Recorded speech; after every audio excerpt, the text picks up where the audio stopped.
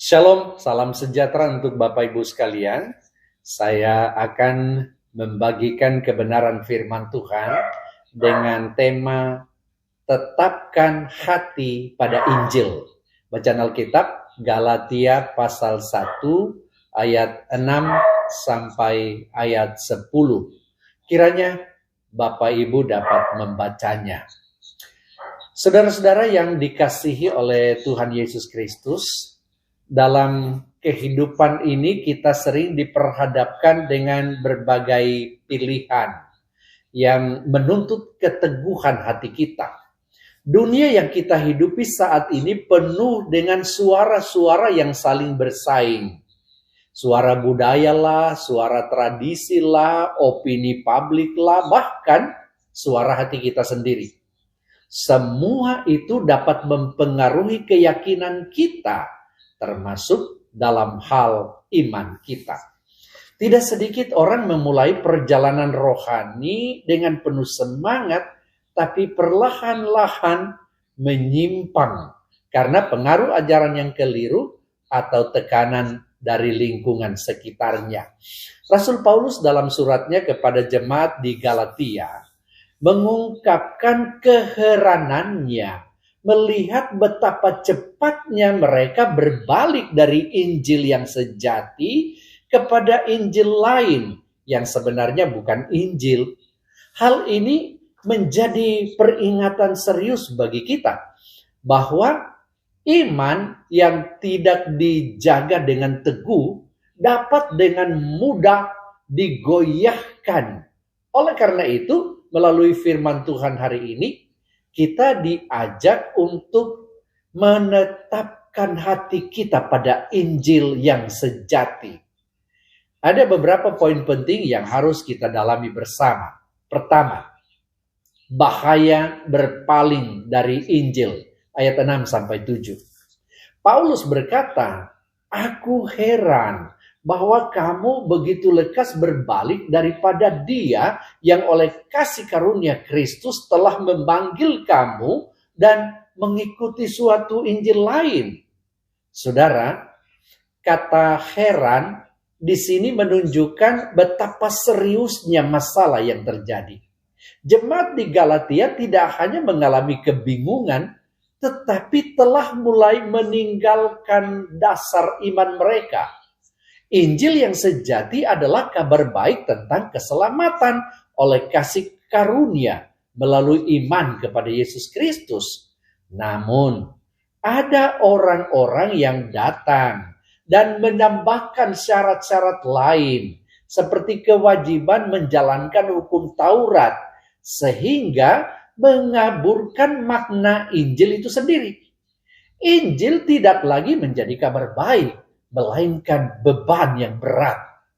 Saudara, fenomena ini tidak hanya terjadi pada zaman Paulus. Pada masa kini juga ada banyak ajaran yang tampak rohani, tetapi sebenarnya menyimpang dari kebenaran Injil. Ada yang menekankan keselamatan melalui usaha manusia semata, ada pula yang mencampurkan iman dengan praktek-praktek yang tidak sesuai dengan firman Tuhan.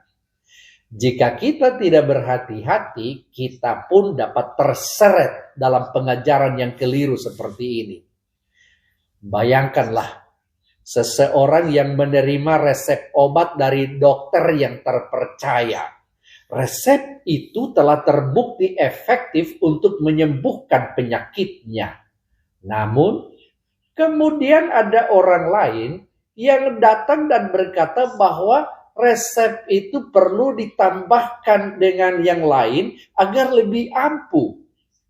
Tanpa memeriksa kebenarannya, orang tersebut mengikuti saran itu.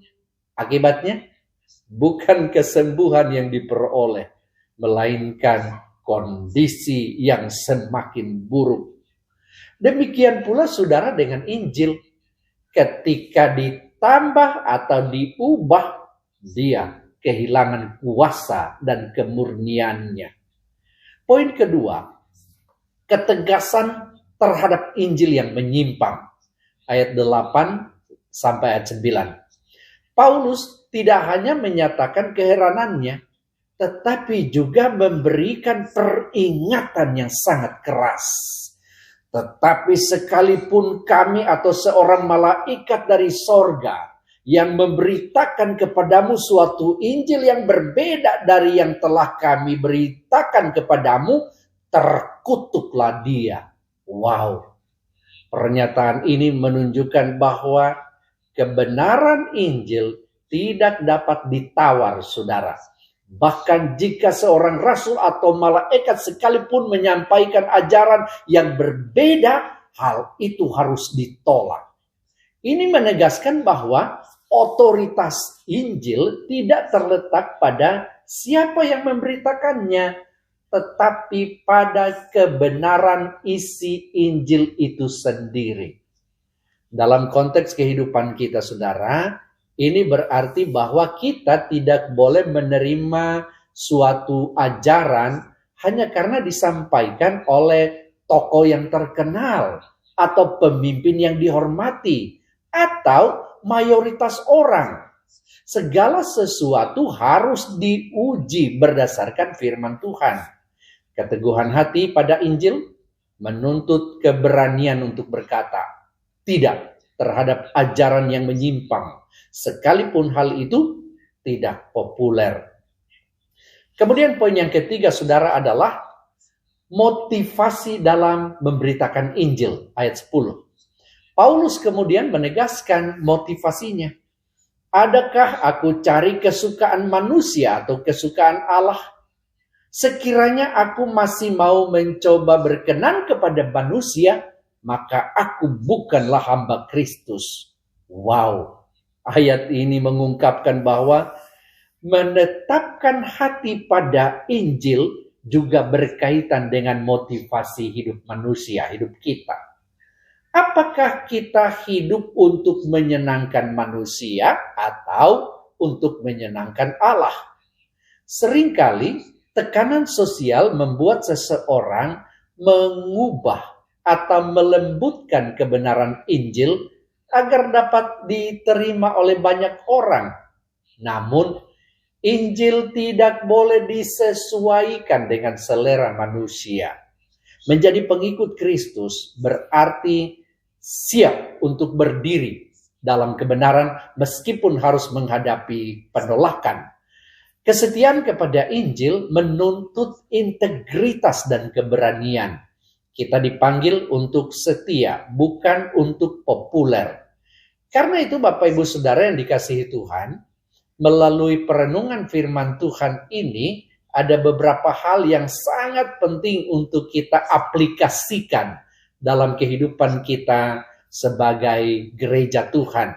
Pertama, kenalilah Injil dengan benar. Kita tidak dapat mempertahankan sesuatu yang tidak kita pahami. Oleh karena itu, penting bagi setiap orang percaya untuk mempelajari firman Tuhan secara sungguh-sungguh.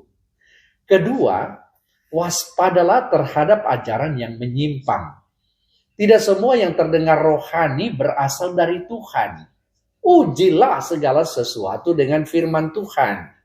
Ketiga, peliharalah motivasi yang benar. Jangan sampai kita mengorbankan kebenaran demi penerimaan manusia. Ingat bahwa tujuan utama hidup kita adalah menyenangkan Allah. Kemudian yang keempat, hiduplah dalam kasih karunia. Injil bukan hanya untuk dipahami, tetapi juga untuk dihidupi. Keselamatan adalah anugerah, bukan hasil usaha manusia, sehingga kita dipanggil untuk hidup dalam kerendahan hati dan selalu mengucap syukur.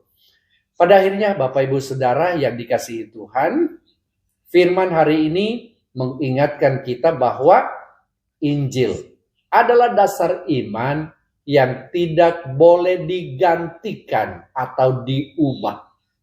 Di tengah dunia yang penuh dengan berbagai pengaruh, kita dipanggil untuk menetapkan hati pada Injil yang sejati. Marilah kita belajar dari jemaat Galatia bukan untuk meniru kesalahan mereka, tetapi untuk menghindarinya. Tetapkanlah hati kita pada Injil, pegang teguh kebenaran, dan hiduplah setia sebagai hamba Kristus. Kiranya Tuhan menolong kita untuk tetap berdiri teguh dalam Injil-Nya sekarang dan sampai selama-lamanya. Tuhan memberkati saudara sekalian. Amin.